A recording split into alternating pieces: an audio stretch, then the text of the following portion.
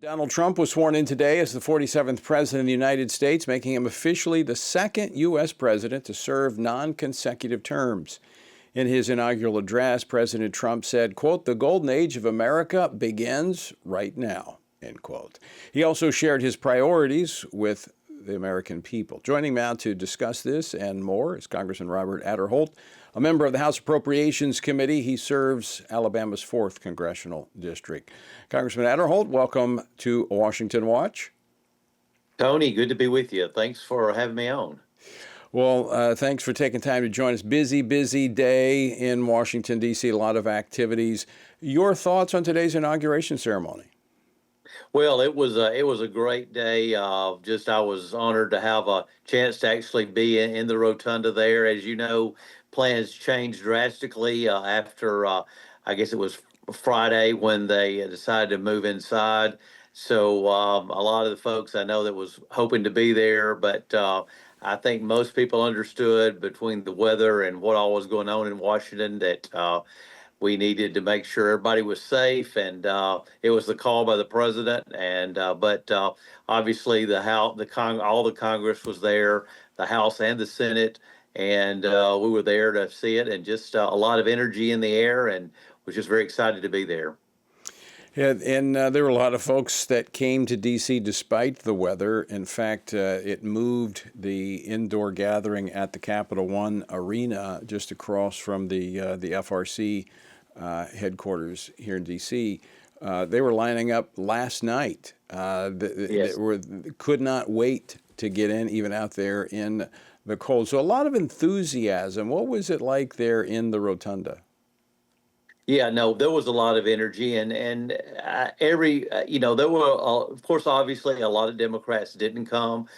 Probably most of the members there were Republicans, but you did have a lot of Democrats that were there, and but there was a lot of energy in the room, and just hear the president, just beginning of a new day. It was really what how to best describe it, because we felt like we're starting a new morning. Things are looking very positive.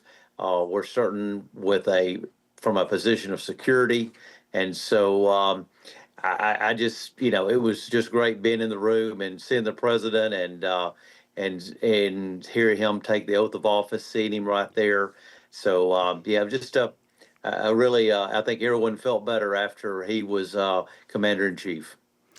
So Congressman Aderholt, after he made his speech, kind of laying out his plans, what he wants to see America do and become, what were your major takeaways?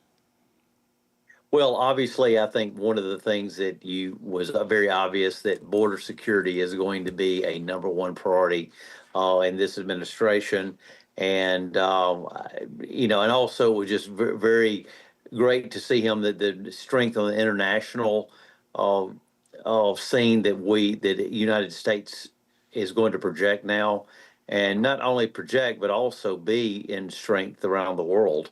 And I think that's one of the things that's been lacking, because we've so much been. The United States of America has not had the respect that we've really needed, and we are militarily, we're economically, we're number one around the world, and I think it's important that we stand strong for democracy, and I think people feel better that now with Donald Trump in that role that that will definitely be the case.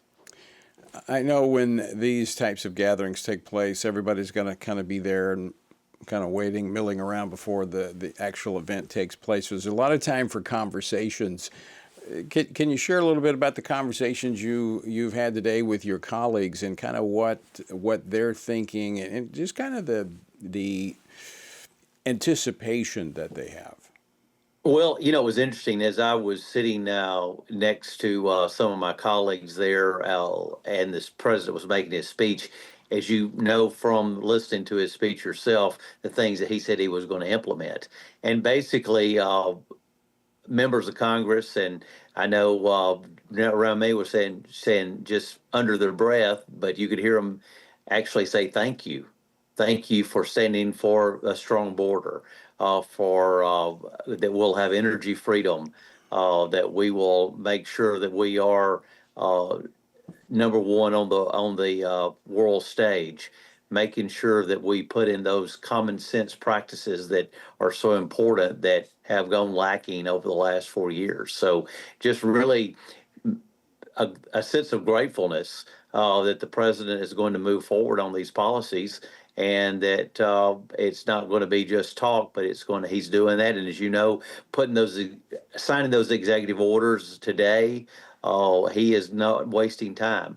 I had a chance to talk to some of the members of his cabinet that he is going to be appointing, or that has appointed, I guess, is waiting for their confirmation to come through.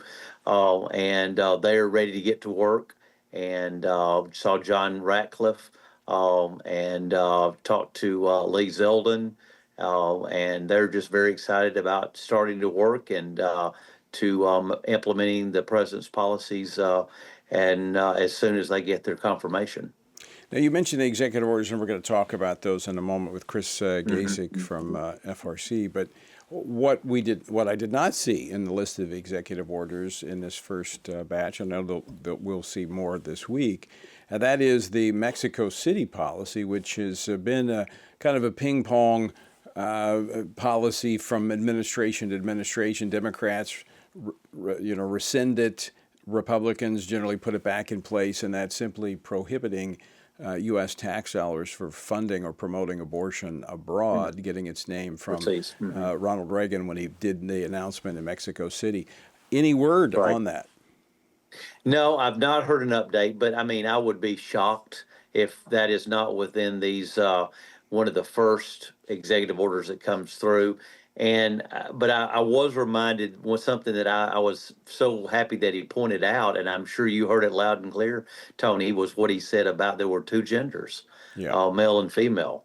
And I thought that was very bold, and I think that was very good news for the American people to hear, that the transgender, that obviously that from that standpoint, that there's many genders, that is not something the president is embracing, and that we'll get back to some common sense regarding that. So by him making that statement, I think was tremendous.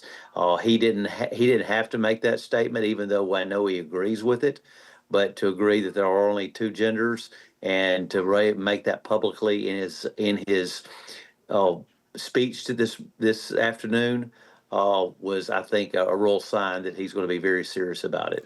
And I have not read the executive order related to that and the federal workforce, but I'm curious as if that applies to our nation's military, because he rescinded the Obama transgender policy in his last term. I'm wondering if this would also affect the United States military, where they would go back to recognizing just two genders. Yeah, well, I haven't seen the details either, Tony, but I do think that he's been very serious and very strong on it. By him making this statement today, I think it's a good sign that he will move forward on that. So, Congressman Aderholt, we just have about a minute and a half left. Biggest challenge going forward, and how do our viewers and listeners need to be praying? Well, biggest challenge will be actually, the House. We only have a very thin majority, so getting these policies through is going to be very difficult. You can have just one or two members. Matter of fact, as we were getting ready to go out of the chamber this morning into the Rotunda, we got the resignation letter from Michael Waltz that was presented to the Speaker, that he's, of course, going to be the president's security advisor, national security advisor. So that's one less member that we have now. So it's going to be very tough as we move forward on these policies. Of course, even the Senate, even though they will have 53 when everyone is there, that's going to be a close in all respects, but it's going to be one or two seats majority in the House. So that's what I see as the most challenging, and just everyone getting an agreement, because even though Republicans were together, we sometimes don't always agree on what the best way to move forward. That would be an understatement. Would be an understatement. Yes. Robert Aderholt, thanks so much for joining us. Always great to see you. Thank you. Thanks, Tony. Good to be with you, and God bless the United States of America. Amen.